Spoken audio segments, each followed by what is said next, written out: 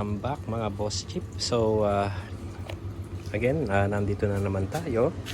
Ang pinaka-boring na sirani ko dito sa SOCMED. So eto nga, nakakuha tayo ng panibagong unit.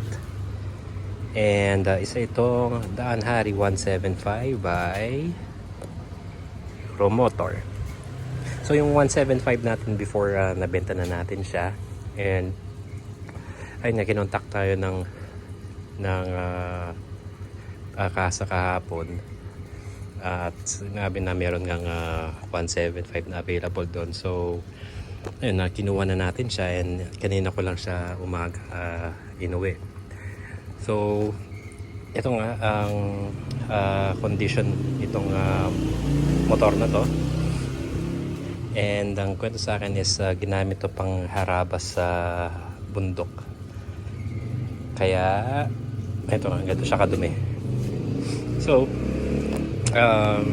ayun nga, yung mga napapansin natin, ito basag yung cover niya dito. So hanap lang tayo, baka may makita tayong mga replacement dito. So dilinisin lang to, and then ilalagay yung replacement kung may makikita tayo. Ito basag din. And as far as I know, walang replacement na mga ganito lang. Isang buong yung nabibili yung mga LED lights na nilalagay dito. So most likely ganun yung gagamitin natin. Ayan.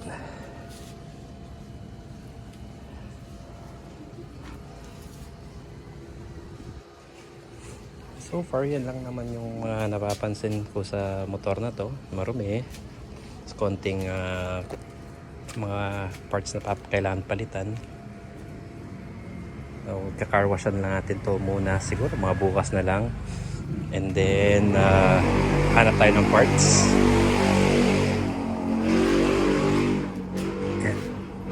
Kahit ganyan siya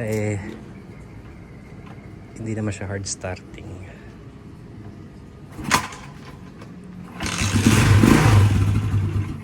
Ayan lang, wala na rin kasing kasto .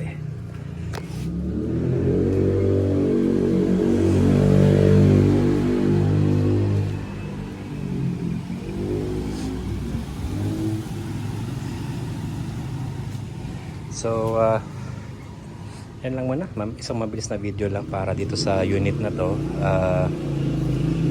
Update ko kayo pag meron na tayong mga nagawa dito sa unit natin. Tapos kung may questions kayo, dyan lang sa baba, comment lang.